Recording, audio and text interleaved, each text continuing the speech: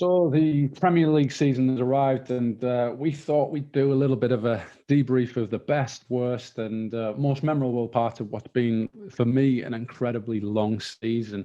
We've had a season without fans, a season without with VAR, Super League breakaways, fan revolts, racism, social media backlouts, the lot. We'll be discussing all of that and more next. Hey guys, and welcome to Beating the Press podcast, your weekly podcast where we talk all things football. If that's your type of thing, why not join the BTP army and subscribe to the channel? And while you're there, give us a like. It's free, helps the channel grow, and it also lets us know if you're enjoying the content. We're also now available on Google Podcasts. So if you're at the gym or doing some garden work, or just simply go onto Google and just search in Beating the Press podcast, and you'll find us on there. So if you're new here, he's Ty and I'm Kristian, and today's our season review where we cover the best, worst and most memorable moment of the season. Usually when these podcasts are planned, Ty sends me a little bit of a text and he says, quick 10 minutes. But I have a feeling that this one's going to go a little bit slightly on the normal. So, Ty, how's it going? Are you looking forward to doing a season review? Like I said, it feels like such a long season, this one. Yeah, I am. It's been a funny season, hasn't it? And it's just like, I mean, funny is probably a weird way to put it, but you couldn't pick or plan or predict what's happened this season. I mean, we know it was COVID obviously played a monumental part in it. The fact that there's no fans. You've seen performances from teams in front of fans and then not, I mean, even in front of 2,000 or 10,000 fans, the quality of performance and intensity has gone up to like absolutely non-existent when there's no fans. Obviously, VAR, they've changed the rules sort of from the start of the season to end of the season. Just across the board, it's just been, Liverpool were the worst champions ever, and then they've ended up being pretty good. I think I read a stat they were only the second time of champions of finishing the top four after the previous years in the last 10 years. Yeah, I saw that stat and I was like, wow, it's some recovery from them in the last 10 games. Injuries has played a part, not just for Liverpool, a lot of teams. Another Leicester absolutely falling off the cliff job. Leicester winning the FA Cup as well, the Champions League. It's just been monumental and phenomenal. Some great moments as well. Yeah, it's just been like utterly exhausting. I think obviously, it kind of feels like this season, last season's kind of morphed into each other, especially with everything that's been going on. And, last season was great for us because of the Liverpool fan, but we've struggled this year and it really has dragged itself out. So, so we're going to be touching on a load of different things. I think always the best way to do it is so that we can, because we'll talk and we'll go on forever. So the way that I've formatted this is I'm just going to ask Ty a series of questions, get his opinion on it, and it should hopefully give us a good coverage of the season throughout. So I'm going to start with the player of the season. So the Footballers' Writers Player of the Year was Ruben Dias of Manchester City. I believe it is his debut season. It is his first season, isn't it? Yeah. He's been terrific for City all season, surrounded by great players, of course, but he has been unbelievable. A bit of a Van Dijk effect. Would you say that it's warranted, the Player of the Season? I mean, this is very controversial, but I think he has been overhyped for what he has done, and I don't think. I mean, the fact they've walked the league, and they've obviously walked the league because Liverpool have collapsed, and Liverpool have had any centre halves, and whatever reasons are, but Liverpool have just not performed. He's had a pretty easy ride, and an easy ride by that means he's had no pressure games. I thought against PSG when he got isolated. I mean, I think most players would do isolate against Mbappe and Neymar, you'd struggle. I don't think he's anywhere near the class of Van Dijk. I think next season when it's more a normal. I think it's hard to judge people and players and teams in this season because it's not a normal season. This is an absolute anomaly. So it'd be really interesting to see what what they look like moving forward. I actually think Phil Foden's been brilliant this year. This is the year he's actually come to the fore for me. I think for years we've talked about, Foden's a mercurial talent, is brilliant, is this, is that, but he's never. I was just gonna throw a couple of names out with you, and Foden was included in those. So I'm just gonna throw out 4 names out for you, and any others that you want to mention. So we've got Harry Kane in there, Gundogan. Obviously, he went through a purple patch. I'm not going to mention Joe Lings because his was towards the end of the season. You got Phil Foden and Bruno Fernandes. Just your continue on from Phil Foden, but your thoughts on them 4. Yeah, I mean, Phil Foden, I think's been. I mean, I was one of those, and I said I need to see him perform regularly more often. I need him to be one of the first names in the Man City team sheet, because it was always like he'd come on for 20 minutes. Like Guardiola never trusted him to start. Well, Guardiola trusted him now to start the big games, you know what I mean? So he's one of the first names on the team sheet. The Harry Kane one, I think, he's the one that I think should have had, for me, should have won it, just simply because top goal scorer, top assists in a shit team, and he's pretty much carried them, do you know what I mean? And I think he's improved as a player. You talk about, he's not a typical 9, he drops his ability to. When you watch him, I found a newfound appreciation for Kane. The way he plays. You always look at him and you think, he's not that quick. He's not that skillful. He's not that sharp. He's not that strong. But he's brilliant at everything. You know what I mean? And I think my views changed across all of it. He's the most intelligent footballer in the Premier League. By that, I mean he understands the game and the moments in the game where his team are, when he needs to hold up, when he needs to buy a free kick, when he needs to play a ball, when he plays it early, and everything the decisions he makes on a pitch, you watch him, 9 times out of 10 are absolutely spot on, and generally more than that as well. Every decision he makes right, and I just think, for me, he's been the best player in the league. He kind of reminds you like a European, like when I say European, like an Italian, like a Spanish type forward, that, like you say, can buy free kicks. He's very clever, and we went through a history of honest players, so to speak. And we're not calling Harry Kane dishonest by any means, but he knows how to play the game. Yeah, I mean, Harry Kane, he obviously said he wants to leave, and he looks like he'll be leaving. If he stays in the Premier League, he breaks Alan Shearer's record. I saw Shearer's interview a while back, and he's like, I think it was a podcast, sorry, and with Gary Lineker, and Lineker said to him, he said, how many goals is he behind? He's like 98. He's like counting them all, he's crossing them all. He's like, I want him to go, but please go to Barcelona or Real Madrid or Bayern Munich or something. Just get out of the league. But no, I think Kane's just a top player. So yeah. So Harry Kane would have been your player of the season, Bruno Fernandes?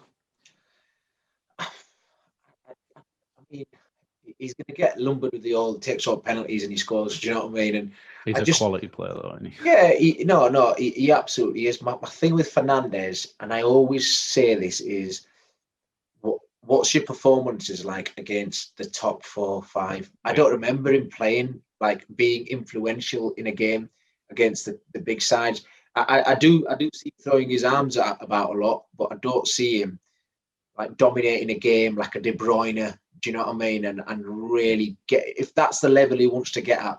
I think scoring goals is brilliant, and obviously I actually think for the second half of the season, I think Pogba's been a better player for Man United than Fernandes has, and that's, I think Pogba's always going to get numbered with that. Oh, it's Pogba, he's lazy, those normal shitty stereotypical analysis that you get from it's not. I think Pogba's been good for him, and I still, Fernandes, quality player, but I think if you want to get to the next level of being a true Premier League great, you've got to. It's non-negotiable. You've got to perform in those big games. Yeah, absolutely. And that doesn't include just scoring penalties. So you went with Harry Kane on that one. What about you? Counter, I would have went with Harry Kane or Gundogan, just because. I don't know whether he was top goal scorer at one point for a team that doesn't have a number 9. He's playing around great players, but I just love to watch him. But I think you're right. You can't convince me with the team that he's playing in. That the year that they've had the manager switch over, he's still quality. We saw him against Leicester the other day. He was immense. then, and if Liverpool could have him, I'd have him in a heartbeat. Yeah, I think everyone would. Happen. I don't know why we're not muted to go in for him, but it's just never going to happen, unfortunately. To counter the best player of the season, I kind of want to bring in outside influence, not just players on this, the flop of the season. So I'm going to give you 4 names, and then I want you to suggest any others that you can think of as well. But your opinion on flop of the season between Timo Werner, Willian of Arsenal, Ryan Brewster. I think the next answer might win it, but European Super League or other. What has been the flop of the season? Yeah, I'm not going to mention European Super League because it was that much of a flop. It got its own fucking podcast. So yeah, I'm not going to say anything about that. I think all 3 fine. I don't think there's anything you can say. The one I am going to say, and it's probably going to be a bit harsh, but I think Sheffield United as a team, like where they finished last year to where they finished this season, it's a monumental drop off. Where they finished 7th or 8th, and now they finished bottom of the table. I think as a team and I think Chris Wilder obviously brilliant, and he had some injuries with his players, but it was some drop off. I mean, they never got smashed in every game. The games that they were losing, it was by the odd goals. But in terms of team position from where they were from last season for this season, I think for me, it's got to be them. The flops, I think they've all, the ones you mentioned, I think they've all got an argument. I think Timo Werner seems like fucking Chelsea paid 50 million for a Super League player. He can't score for shit. He goes through, he's like, oh, is that a goal? I better not shoot. Something might happen to him. Yeah. And he does not come. It's one of the, I always think with forwards, I always think the best forwards are those that when they go through and goal, they're going to score. With Timo Werner, you never know he's just not going to score. You're kind of hoping as a Chelsea fan, or you're hoping he scores or something happens. But no, Timo Werner, out of those, Timo Werner is the biggest one. And I throw Kai Havertz in there as well. I know we had COVID and there's extenuating circumstances. I've been disappointed with him as well. Even when he was back and playing. Yeah, he's went under the radar, but I'm particularly surprised at Timo because obviously we kept a close eye on him because we were linked with him. Obviously, if you give me the option to still have him, I'd probably still take him because I do think he can come good. But I think the stats are something along the lines of 36 games played, maybe 6 or 7 goals. I think he's got more assists, around about 8. I do know that in comparison to him and Bobby Firmino, Bobby Firmino has actually out statistically performed him, which is quite incredible considering the amount of stick that Roberto Firmino gets. What about you then? Who's your flop of the season? Yeah, I'm very disappointed, Ryan Brewster, because I wanted him, obviously him being a former Liverpool player, I wanted him to go on achieve more.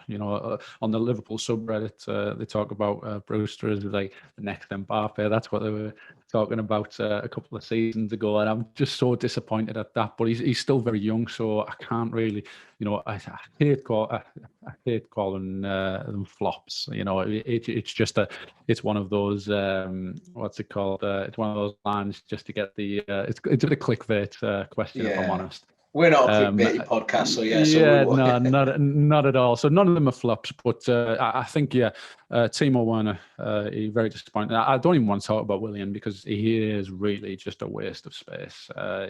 You can't really even judge Willian. He's done it. He's done it at Villa.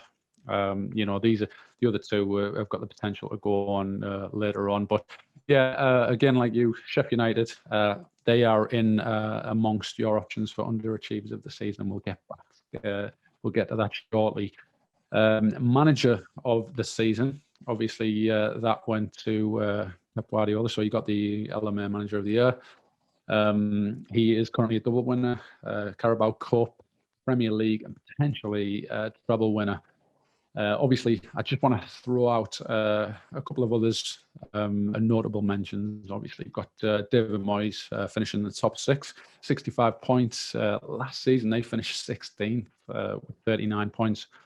Brendan Rodgers won the FA Cup, just missed out on Champions League. People call them bottlers, but I think you would have asked him at the beginning of the season, first place and FA Cup win. I think that they're taking that. Yeah. Bielsa, the ridiculous football that Leeds have played, been the entertainers of the league. No team have ran further. They ended up finishing 9th on 59 points, not far from missing out from the Conference League. Just your thoughts on Guardiola and those options? Yeah, I mean, Guardiola obviously won the Premier League. He's quite rightly going to get manager of the season. But I think there's a few that you mentioned that absolutely deserve a mention. But the one I think you haven't mentioned, and I think does deserve a mention, is Thomas Tuchel. I think when he took over from Lampard, they were mid-table. They were going nowhere. You know what I mean? He's got them into the top 4. He's got them into an FA Cup final. Granted, you can lose that, and he's got them into a Champions League final. Now, if they win the Champions League final, I think he should be the manager of the year. And we spoke about it. I said, even if they finish outside the top 5, don't win the Champions League, and I still think he's a brilliant job from where he took over Lampard. So I think he's doing brilliant. The other two that you mentioned, I think, deserve a huge shout. Is Brendan Rodgers for Leicester. I think what he's done the FA Cup. I mean, they're unlucky to fall. I mean, I'd say unlucky. They've fucked it up massively again. To not get in the, they should be in the Champions League, but they've not. I mean, they just needs to beat Spurs in the final game. It wasn't like anything. It was. I think that game, I thought it summarised their season quite well. In that 75 minutes, they're 2-1 up. They're looking comfortable. They've conceded 3 goals in the last 15 minutes to just lose everything. Do you know what I mean? And I think that's exactly what's happened in the season. They were looking comfortable, and in the last 15 minutes of the season, they just fucked it up. And Bielsa, I've got a load of Leeds fans, obviously, from the area that I live in, and what is done for that club and the city as well is just brilliant. I mean, there's a newfound belief amongst fans, the team. He's got some unbelievably average players. We talk about coaching and how you can get players better. He's coached pretty average league players, you know what I mean? I'm saying not even Championship, League One players into good, solid Premier League players now. Luke Ayling's the one that really springs to mind. We've obviously mentioned Jack Harrison, but then on top of that, he's bought someone really. Rafinha has been like one of the buys of the season for me. So I mean, just think. Just a quick question: can you see Leeds pushing on next year? It's tough. It's really, really tough. In it, what I love about them is they're the most exciting team in the league to watch. I think when fans are back, and obviously Liverpool, hopefully the intensity returns as well. They'll be the two you want to watch. It's a really tough one. I mean, where did they go? I think unless they get better players, there comes a point where you can only sort of, I think that's about the limit where they're at the moment. I think top half. I think they need to be in a position where they become a proper Premier League club. I mean, season in, season out. They don't want to be anywhere near the relegation zone. They want to be there because, I mean, how long? The issue with the league is when Bielsa goes, what happens? Because he is going to go at some point. Do you know what I mean? So they just have the foundations right. But at the moment, I think where they are, they're a club going places. Yeah. So in summary, Pep Guardiola, David Moyes, Brendan Rodgers, Bielsa, Tuchel. Yeah. Who's your manager of the season? I'll have to go with Guardiola just because of trophies and how he's done. Yeah. What about you?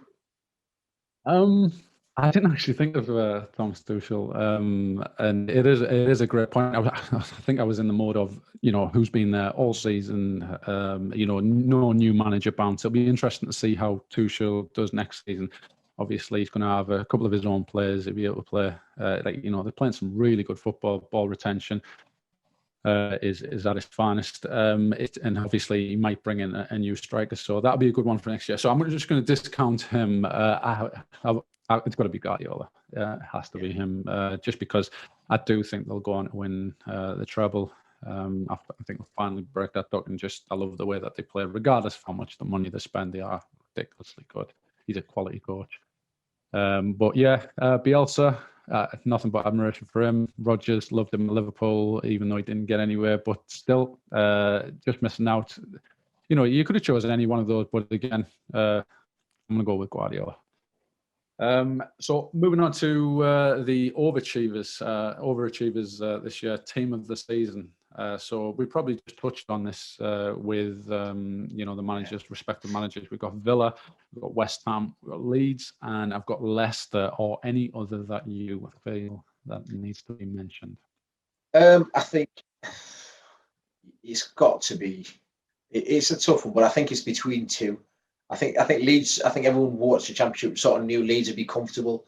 I think West Ham and Villa for me, one of them. I think Villa obviously stayed up the skin of the teeth last season.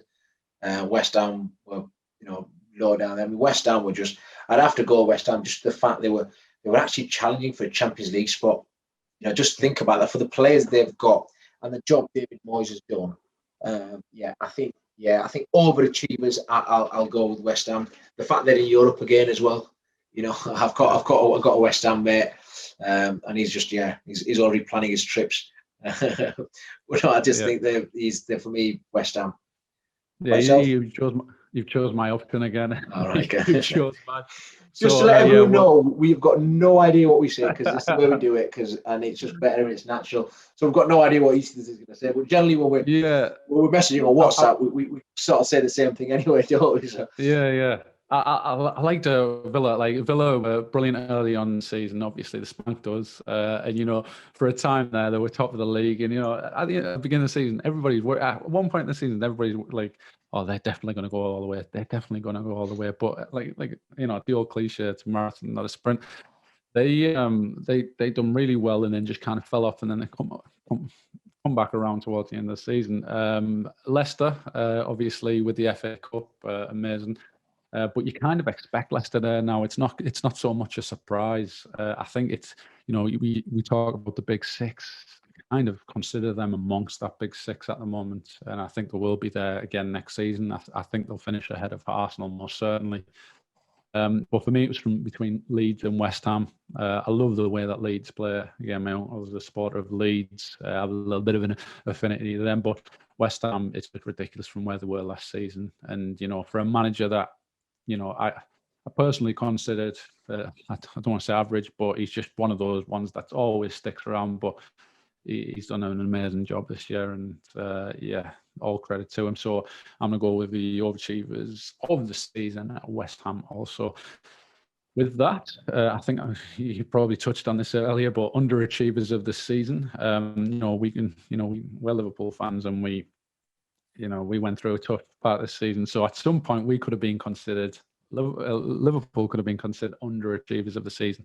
At one point, we talked about the worst title defence ever. However, we did actually manage to swing it back around 17. I think we were 17 points behind Man City. Last season, they were around about 18 19 points. Yeah. So we actually outperformed City respectively on that. But the three, I want to mention, three of them. Arsenal because they finished outside of Europe. I think it's quite a ridiculous season. They finished strong. I think they were at top of the form table with Liverpool in the last 5 games. I think they won the last 5 games, but still showed the level that they were behind everybody else to finish outside of the Conference League. And then you've got Spurs. For me, the way that they exited Europe, that was pathetic. I think they were 2-0 up. We covered that on one of the videos, 2-0 up, and then they ended up getting beat 3-2. Mourinho, the week before the cup final, just the general run of the club, I just think it's been an absolute embarrassment. The way that where they finished in the league, that's definitely an underachievement for me. They did actually get to the final, so that does kind of let them off the hook a little bit.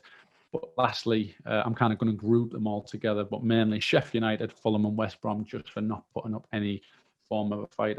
I was impressed with the way that Fulham liked to play. They did try and play some football. West Brom, unfortunately, had to bring in Sam Allardyce to get them out of trouble. He didn't. But Sheffield United, they were going for one of the lowest averages since Derby, was it, back in the day? At one point. So them are my 3 nominations. Your thoughts? Yeah, I think we can wipe out Spurs because it's Spurs and it's what we expect. We hate that word, but it's just a Spursy season, isn't it? It's like, what do you expect? They've turned up and it's just, are they underachieved, or is that just Spurs? Is that where they're at?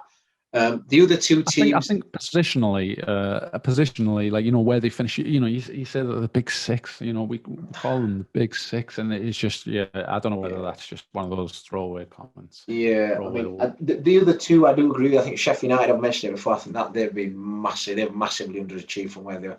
You can't have that much of a drop off. I mean, they've won a few games towards the end of the season, which gives their points total a bit more of a flattering look. You look at Arsenal are the biggest underachievers for me.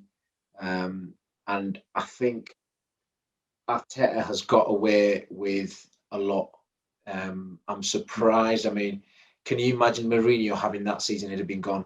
I think it's almost like Arteta, because his mates with Guardiola, he seems to have a bit more leeway. I don't. Yeah. I'm massively disappointed with Arsenal. I mean, he's tried different from the thing that all managers have got to be stubborn, because you've got to shut out the noise outside and concentrate on what you want to do. But sticking to players that everyone knows are just not good enough, and they've been shown to be weak mentally over the previous years. So, like David Luiz, he's got a cock up in him. Do you know what I mean? You've got Callum Chambers, and he's not he's not an Arsenal. What's he doing there? Granit Xhaka, how many times do you need him? The names I'm going through. You know what I mean? You look, Nicolas Pepe. We mentioned. I mean, I know he's got a few towards the end of the season. You don't get away from it. He's still shit. It's a waste. Willian and David Luiz, I think of them two transfers in particular. If they're not good enough for Chelsea, they shouldn't be good enough for Arsenal, because Arsenal should be seeing themselves on that par. So I mean, the Arsenal played at the best when they had the young ones playing. And the young ones, I'm on about Emile Smith-Rowe, Bukayo Saka, Martinelli, go play. Do you know what I mean? And that's, I mean, the one I don't get is letting Joe Willock go to Newcastle. He was all right, and he just scored his broken record up there, innit? You know what I mean? I just think Arsenal have just been a massive, massive letdown. But again, I mean, what do we expect? It's Arsenal at the moment. It's not the Wenger. It's not the Arsenal under Wenger where they were complaining because they were in top four every season. Do you know what I mean? And they had a way of playing. And I think Arsenal's a club where they need. I think both North London clubs are places where they need a huge overhaul in terms of players. I mean, if Arteta's going to be the long-term answer, you've got to let him get rid of a lot of that dead wood. There's a lot of dead wood there. Same with Spurs as well. Yeah. So moving on to the goal of the season. Now, this one was a bit of a difficult one. I don't know if you managed to watch Match of the Day the other night. I did. It's an easy one. I've got my two for you, but I'll let you do your little spiel. Yeah. So what I wanted to do for the listeners is, because it's very difficult. Like if it's a top, like on the Match of the Day top 10 goals, there was a lot of top corner goals, and they were great. But you want those memorable goals. Like remember Wayne Rooney's overhead kick, Paolo Di Canio back in the day for West Ham. So I've got 3 here, and I think I know which one you're going to go for. So we've got Lanzini v Spurs. Obviously, I think they were 3-0 down. Lanzini scored in the last seconds. Absolutely stanched it to snatch a 3-3 draw for West Ham. I don't know if you recall that one. I remember it, yeah. Yeah. I've got Lamela v Arsenal. It was a bit of a ridiculous. It was a Rabona through someone's legs and in the bottom corner. Quite ridiculous goal that you don't see every day. And just for the sheer moment, the time and the importance of the goal, Alisson Becker versus West Bromwich Albion. Which one of them 3, or any other that you might? No, but the 2 for me were the Lamela one and the Alisson one. The reason why the Lamela one, I watched the game. As soon as you scored that, I said goal of the season, because and I was and the best thing, well, apart from the goal, the best thing was Reguilon's reaction when he put his head in. He's like, I'm like, that's a professional footballer. He just can't believe that's happened. Try to get Becky, and the girls are like, look at that. He's just kicked it through his legs. That's all she said. There was nothing more than that. I was like, right, he's a lot of fun. But no, you give up at that point, don't you? Yeah, and he was just, that was just phenomenal. Like as soon as it went, I was like, goal of the season. But the Alisson one, it's hard to put into words what it meant and try and take the emotion out as a goal, because technically it was brilliant goal as a striker, because the ball's across him. He's got to open his body and redirect it the other way. And the moment, and if he doesn't score, I mean, I think as it worked out, even if we drew, we might have made it through because of Leicester losing. So yeah, I mean, he didn't, but at that moment, I think the whole season just sort of felt. I think if we didn't win that game, the pressure on the Leicester-Chelsea game wouldn't have been the same. That game might have been different. So it had a pressure would have mounted on us. So it puts pressures on the other two teams, and I just thought that was a monument. I think it was, in terms of importance of goal and the impact, that was it. But the best goal was Lamella's. Yeah. It's always difficult to be impartial, obviously, as a Liverpool fan. You're automatically going to say that the Alisson goal is going to be. I just watched that goal. I must have watched it about 5 times today. Just from different angles. I found a new angle today. So I you know what I mean? Like it's one of those goals where everybody just was like, oh my God. I was parked up on the side of the road, on the side of the road, because I was in a house where people were annoying me, and I just thumping on the steering wheel. I absolutely was, and like we just won the Champions League final. So, as a fan, that's obviously going to be my favourite goal. Like you say, technical ability. A lot of players, really good forwards. A lot of the time, they just let the ball hit their head, and it's just he directed it. Like everything was perfect about it. So as a, if that was middle of the game and it was a striker, the goal, you wouldn't say so much about it because of the moment. It was absolutely amazing. But technically, sorry. Just to add on that, I thought in the last week, and I'd include that as well, I've had the 2 of the best interviews of the season, and it were by 2 guys who just. We're not football. We're not playing or managing in the Premier League. They were just being human, and that was Alisson after he scored and talking about his dad. The other one was, we'll talk about this at the end as well, Guardiola when he cried about Aguero leaving, how much he meant to him. There's obviously players that have left this season, but those were the 2 of the best interviews of the season for me, just because you get they connected with you because they were human. They weren't giving you the same answers as always. We'll try our best. It's all. It's like they go through media training, so they know what they say, and it's just one game at a time. All that. It's the same spiel all the time. Whereas them 2 were just human, and it just made you smile. I mean, the interviewers, it must have been the easiest job in the world. They were just going like, "This is brilliant. I don't have to ask them; they're just telling me." You know what I mean? So I thought absolutely brilliant, and it really sort of touched the heartstrings. I thought they were really class interviews. Yeah, absolutely. So to finish on that, my goal was Eric Lamela also.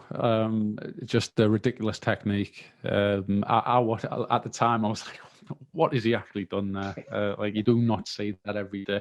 You will see an Alisson header every day. You just won't see the circumstances that it happens with. So, rightly so, Lamela. I agree with you on that also. Next thing is best moment of the season. So again, I'm going to throw Alisson in there. I'm going to throw that as one of the moments. I've got a few of these. Again, you might have your own moments. So Leicester winning the FA Cup. And again, I just want to ask the question, can we stop calling them underdogs? Patrick Bamford's interview with Sky, the ESL, where he basically pointed out that if we spent as much time focusing on racism and eradicating racism, we could get out in no time. But we were so outraged in the ESL. So that was a moment for me. The next moment might be for the other supporters and not us.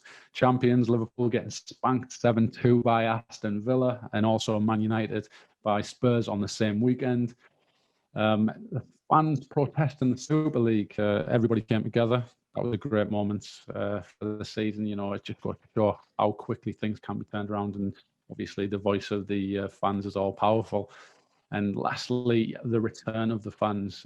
Obviously, in the last game, we managed to get fans back in the stadium. Obviously, bodes well for next season. So, Just thoughts on those is perhaps one of your best moments or anything Yeah, I yourself? think it's been a really weird season. I think we can't talk about the season without talking about COVID. It's a very tough one with it. We say a moment of the season. For me, there's been quite a few, and quite a few have been really, really shit as well. The obviously, I mean, this season that's just gone for me, I'll always remember it as a COVID season, as a season where we tried to fight racism. The link to that trying to fight racism, I thought the Greg Clark comments were horrendous. It was another shit show from the FA, and just even the apology and the comeback for that was just atrocious. But I wouldn't expect anything less from them. I've dealt with them. The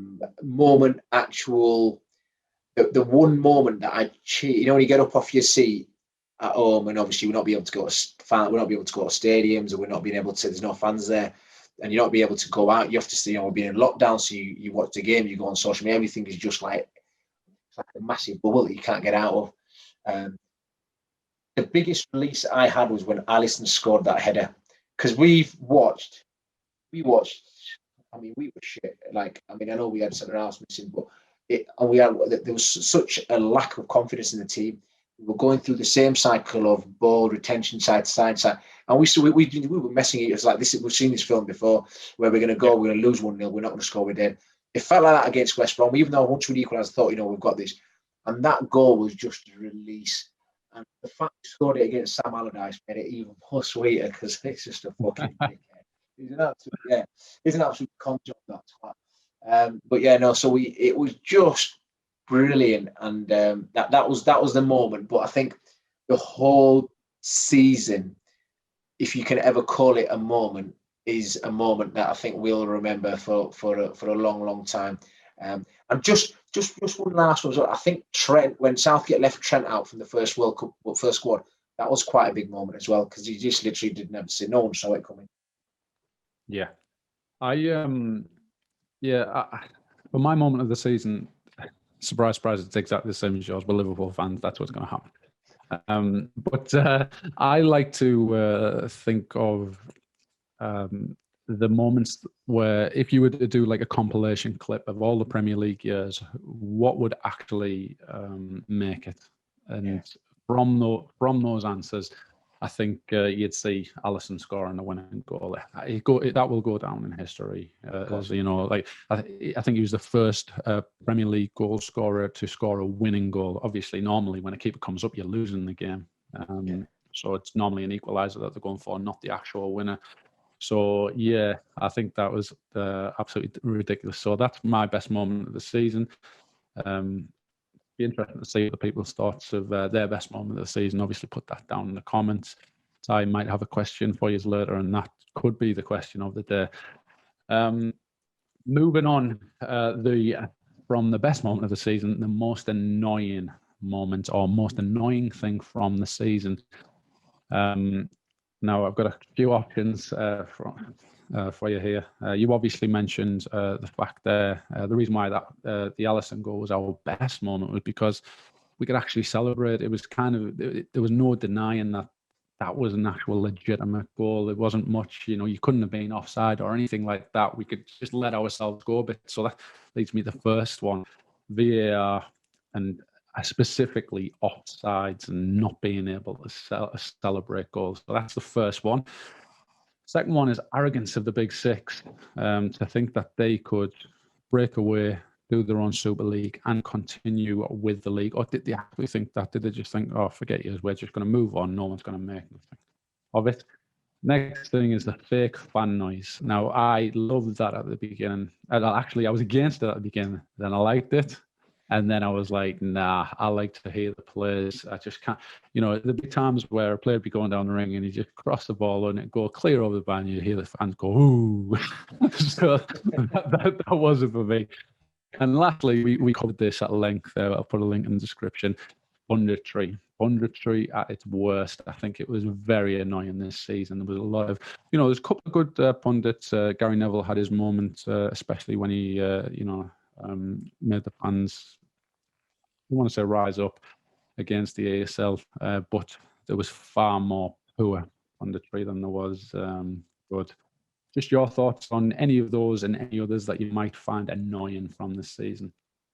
Yeah, no, I mean, the ones you've said there, absolutely. The one that really, I mean, it's annoying. I think quite a few of those are quite big points, and they might the word I'd use would probably be stronger than annoyance. It'd be like real anger. But one of the annoying things, and little pet hates of mine, was obviously we've got no fans. So you could hear the players swear and the manager swear. It was a commentator's always saying apologies for anything. I was like, fuck's sake, stop saying it. It was all right the first second time. I was literally, there's no fans. We're locked at home.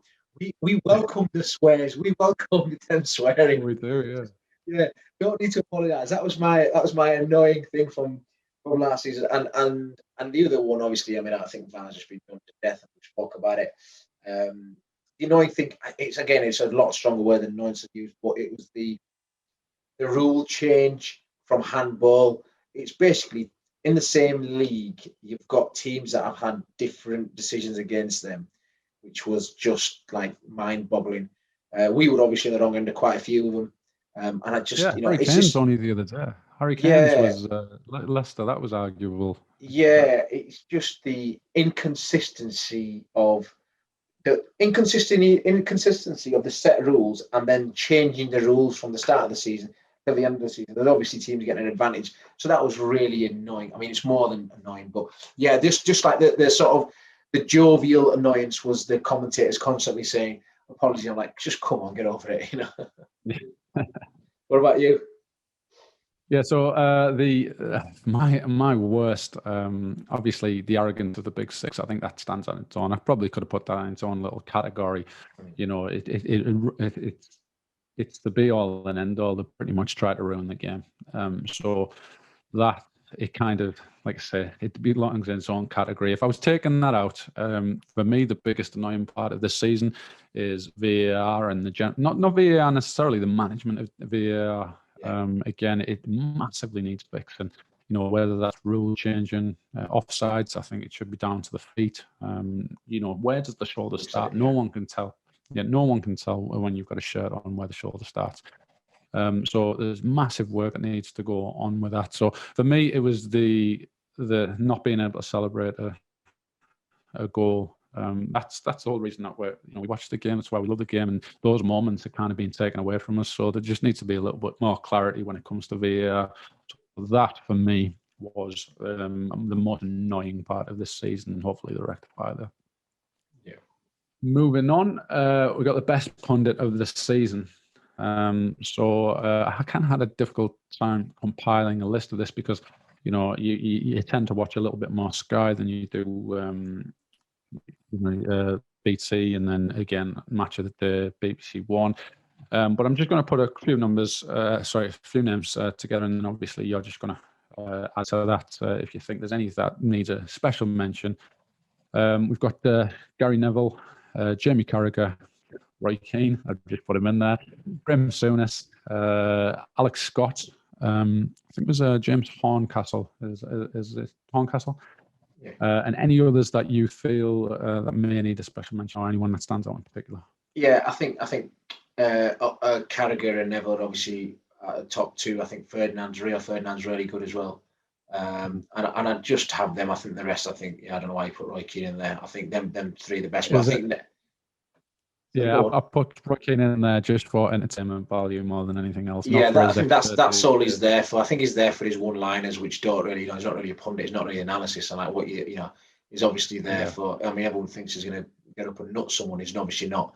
Or the sort of love-hate relationship him and Micah Richards have got, which is not really anything to do with football. It's just them two and Micah Richards' laugh, and it gets annoying listening to it. I mean, as much as some people can have him, obviously Ty are trying to, people what's tuning in and watching, but Richards is up there with the worst pundits.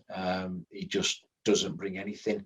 He's just, he always reverts to his laugh as his get out. But I think Neville and Carragher, top notch. They give some real analysis. They break it down well.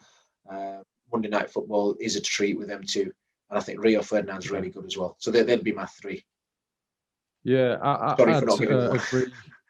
No, I'd agree. Jamie Carragher and Gary Neville.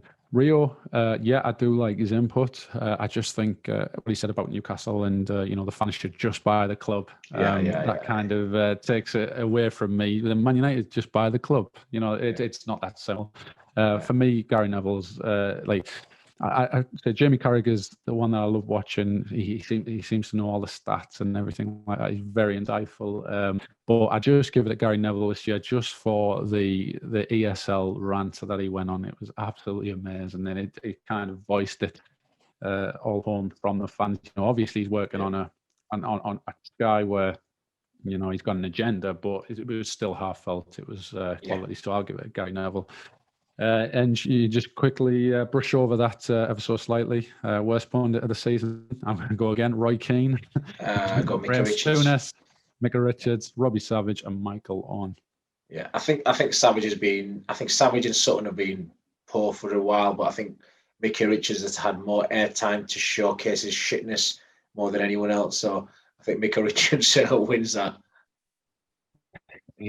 Yeah, absolutely. So I agree with you. He just laughs. That's all. So moving. Yeah, so this is the last question in this actual segment. We've got players that are leaving, managers that are retiring, or leaving. I've just want your opinions on the following. Who is going to be missed the most? So you've got Sergio Aguero, Man City. Obviously, he's maybe moving to Barcelona. You've got Roy Hodgson, who is retiring. You've got Gini Wijnaldum potentially leaving Liverpool, although we don't know yet. Let's presume that he has. And Big Sam looks like he is hanging up his boots. Which of those will we miss the most? And is there any others that you think deserve a shout out? No, I think they're the ones. They've obviously been around a while. And I mean, Crystal Palace, half their team's leaving, aren't they? Because they're out of contract. But I think Aguero, I think Roy Hodgson just deserves a lot of, just for his longevity in the game. And he's managed some top teams and top countries as well. So I think for him to retire and go, I think he deserves a mention. I think Aguero, Man City have obviously changed the way they play. So, I mean, you saw Guardiola's interview when he was in tears about him. I think Aguero, a huge part in what Man City are today. He was there at the start, and he brought them, took them to where and he's played a huge part in that. They've obviously won the Premier League titles. They're one of the best teams in the world. And I think it's a tough question when they miss him, because they've obviously had him this season and they've not played him. They're playing a slightly different style now. But yeah, no, as a goal scorer, I mean, it looks like he's going to Barcelona. He'll be phenomenal at Barcelona. Do you know what I mean? There's absolutely no doubt. He'll just be top notch. Wijnaldum, I think, deserves. It's a tough one, Wijnaldum, because obviously you've got your views on him and I've got my views on him, which is slightly different. You just think he's annoying to what, but I think we can't, like Aguero was there for Man City. I think Wijnaldum's been part of our last few years when we've been brilliant. He's been part of that Premier League, Champions League, World Club, and he was the first name on the team sheet. You know what I mean? That midfield three of Henderson, Fabinho, Wijnaldum, it won many a game. You know what I mean? Klopp's statement on him was unbelievable. We won titles on your lungs, legs. He always knows what to say. Yeah. No, exactly. And I just think he's going to be missed, but he's not irreplaceable. I do think the last 10 games, I think his mind had gone, because you could see he wasn't playing as well as he normally did and had been previously. But I'm sort of excited looking forward now. So I think the midfield three next season will be sort of Henderson, Fabinho and Thiago. And that's like an exciting, especially Thiago now sort of getting into the way we play.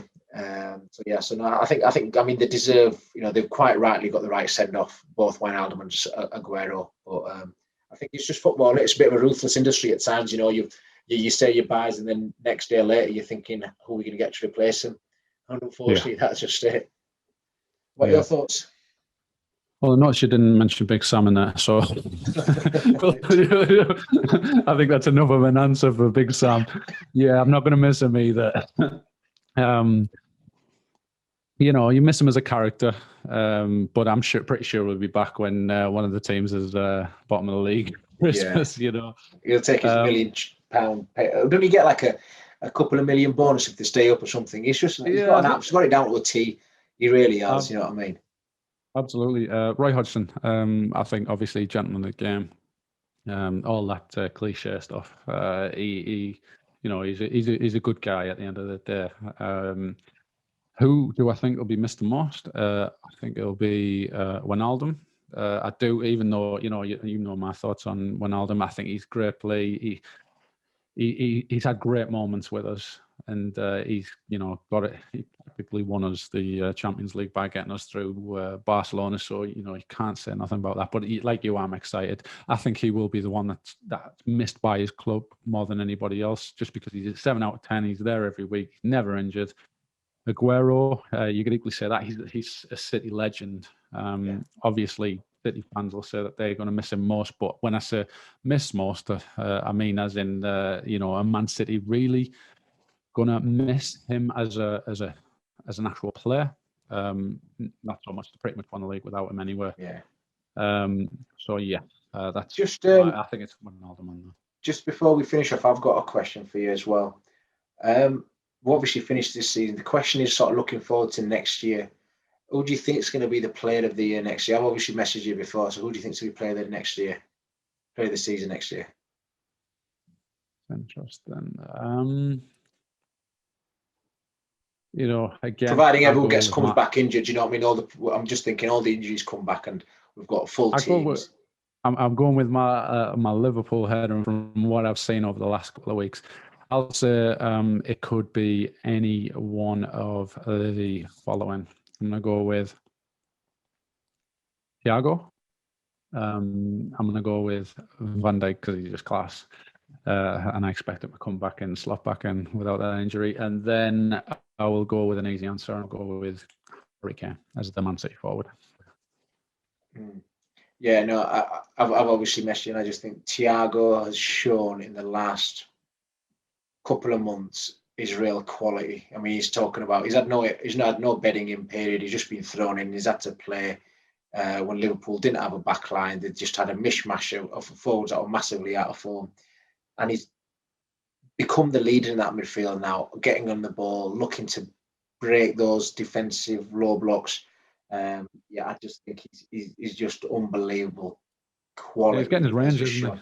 Yeah, he is. I know he's played against West Brom, Burnley and Palace. Just in the last week, even before that, he was just top notch. I'm watching him thinking, player of the year here. And I know when he first were coming in, Liverpool were losing a lot, and there's like, Thiago's playing, he's going to lose. And they seem to be a bit of a joke with, especially Man United fans. But no, I just think he's. I think next season it'll be absolutely. I mean, obviously we've got the normals. You've got De Bruyne, but I think Thiago next season, I'll be looking at him to really, really sort of take Liverpool on the next level. Yeah, because Thiago was a funny one. Like, Jurgen Klopp normally takes a bit of time integrating players into the system. You think of Fabinho in the past. We waited quite a while to see him, and you can name a few examples of that. He didn't have the luxury with Thiago because obviously Henderson and Fabinho had to get pushed back in centre back. So he's only just come to the fore now. It's just a shame that the season's ending for him. So Thiago will be there and thereabouts, I think. Sorry, go on. Yeah. Did you have a question of the day? I was just going to say, I said, yeah. So the question of the day, as is our way, it's what's your, to the listeners, viewers, however you might be listening to us, what has been your highlight of the season? When I say highlight, it could be the low light as well, effectively, or low point even. So we've obviously mentioned some of the big moments for us, big goals. It could be a moment, it could be a goal, it could be something related to COVID, it could be something related to the taking a knee. So anything that's been your highlight or something that really stands out for you for the past season, just stick it in the comments below. Anything you've heard us speak about, you agree or disagree, let us know your thoughts. And as we always say, if you've got this far, you obviously like what we're talking about, so you might as well just click that like button, click that subscribe button, and so you know when we release the podcast, and you can always sort of listen to them. And our content's generally the same sort of thing, and it's just so we do have the odd guests in now and again. So if you've not listened to the Euro ones, there's some really good stuff. We've got some really good guests on that as well. Yeah, and we've got quite a few coming up as well, haven't we? We've got quite a few videos coming up in the future on the Euros as we build up to it. Obviously, the next one, you will like me raging about Trent not being picked for the England squad. Yeah. I'm going to put it out there. I don't think he's going to go. Don't say that, because we're all going to be spotting Italy, aren't we? We are indeed. Brilliant. That's brilliant. Yeah, cool. So like Ty says, like, subscribe, all that good stuff, all down below. Thanks for watching. Bye. See you guys. Bye.